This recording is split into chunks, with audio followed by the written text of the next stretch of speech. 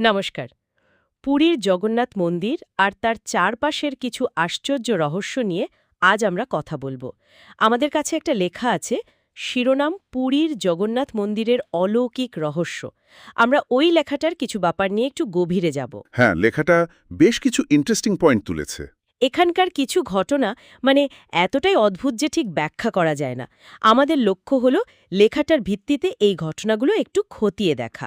এগুলো শুধু তীর্থযাত্রীদের নয়, অনেক ইতিহাসবিদ এমনকি বিজ্ঞানীদেরও ভাবায়। চলুন শুরু করি তাহলে।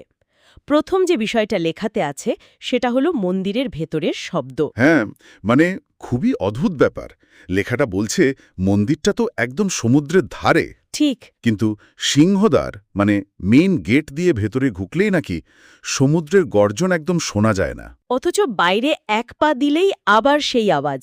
এটা কি করে সম্ভব? স্থাপত্যের কোনো খেলা? দেখুন, আর্কিটেকচারের ভূমিকা তো থাকতেই পারে। মানে গেটের ডিজাইন বা ভেতরের গঠন হয়তো শব্দকে আটকে দেয়, সাউন্ড প্রুফিংয়ের মতো কিছু। কিন্তু লেখাটা যেভাবে জোর দিয়ে বলছে, মনে হয় যেন ব্যাপারটা এখনো একটা রহস্য।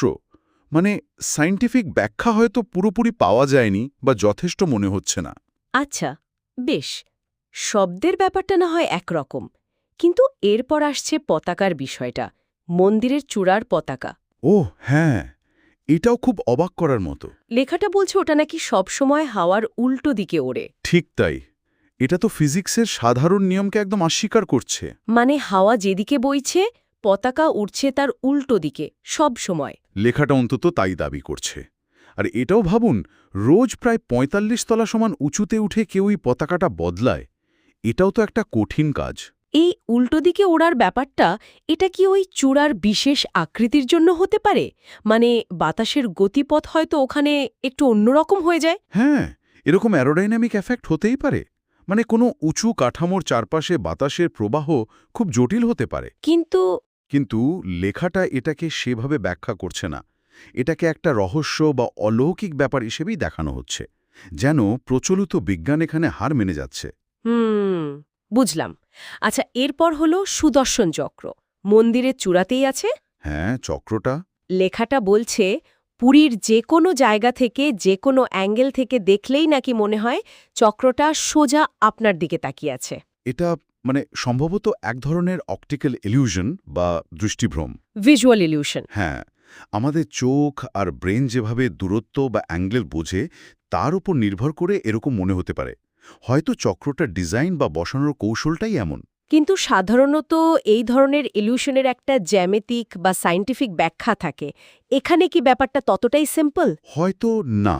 লেখাটা যেভাবে বলছে তাতে মনে হয় এই ইলিউশনটা এতটাই পারফেক্ট, সব জায়গা থেকে একইভাবে কাজ করে, যে সেটাই একটা রহস্য। মানে ইলিউশনটা আছে, কিন্তু কেন এত নিখুঁত সেটাই প্রশ্ন। একদম। আর সেই নিখুঁত ব্যাপারটাকেই অনেকে অলৌকিক বলে মনে করেন। লেখাটাও সেই দিকে ইঙ্গিত করছে। বেশ ইন্টারেস্টিং। আচ্ছা, আর সব শেষে যেটার কথা লেখা আছে, প্রসাদ। ওহ, প্রসাদের ব্যাপারটা এটা সত্যিই ভাবার মতো। লেখাটা বলছে রোজ নাকি হাজার হাজার, এমনকি কখনো লক্ষ লক্ষ লোকের জন্য রান্না হয়। হ্যাঁ, মহাপ্রসাদ। কিন্তু পরিমাণটা নাকি একদম ঠিকঠাক হয়। মানে একটুও কম পড়ে না, আবার দিনের শেষে নষ্টও হয় না। এটা একদিকে দেখলে মানে মন্দির কমিটির অসাধারণ ম্যানেজমেন্ট আর প্ল্যানিং। অবশ্যই, এত লোকের জন্য রোজ রান্না হিসেব রাখা মুখের কথা নয়। কিন্তু লেখাটা তো শুধু ম্যানেজমেন্টের কথা বলছে না, তাই না? না, একদমই না। লেখাটা এটাকে প্রায় একটা মিরাকল বা অলৌকিক ঘটনা হিসেবে দেখাচ্ছে, যে প্রতিদিন ভক্তের সংখ্যা যাই হোক না কেন, প্রসাদের পরিমাণ একেবারে নিখুঁত থাকে, একটুও খাবার নষ্ট হয় না। এটাকে কি তাহলে দৈব শক্তির প্রমাণ হিসেবে দেখা হয়? গভীর প্রভাব ফেলে। লেখাটা এই বিশ্বাসের ওপর খুব জোর দিয়েছে। তাহলে মোটের ওপর এই লেখাটা থেকে যা বুঝলাম, পুরীর জগন্নাথ মন্দির শুধু একটা বিরাট মন্দির বা তীর্থস্থান নয়। একদমই নয়।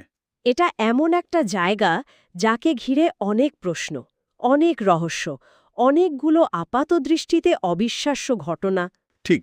আর এই ঘটনাগুলোর পেছনে লজিক খোঁজার চেষ্টা যেমন করা যায়, তেমনি এগুলো মানুষের বিশ্বাসকেও খুব নাড়া দেয়। লেখাটা সেটাই দেখাচ্ছে। মানে কিছু জিনিসের রহস্য হয়তো বিজ্ঞান বা যুক্তির সীমানা পেরিয়ে যায়, বা অন্তত মানুষ সেভাবে ভাবতে ভালোবাসে। হ্যাঁ, আর এই রহস্যগুলোই হয়তো জায়গাটাকে আরও আকর্ষণীয় করে তুলেছে প্রজন্মের পর প্রজন্ম ধরে। এই আলোচনাটা শেষ করার আগে একটা প্রশ্ন মাথায় আসছে। বলুন।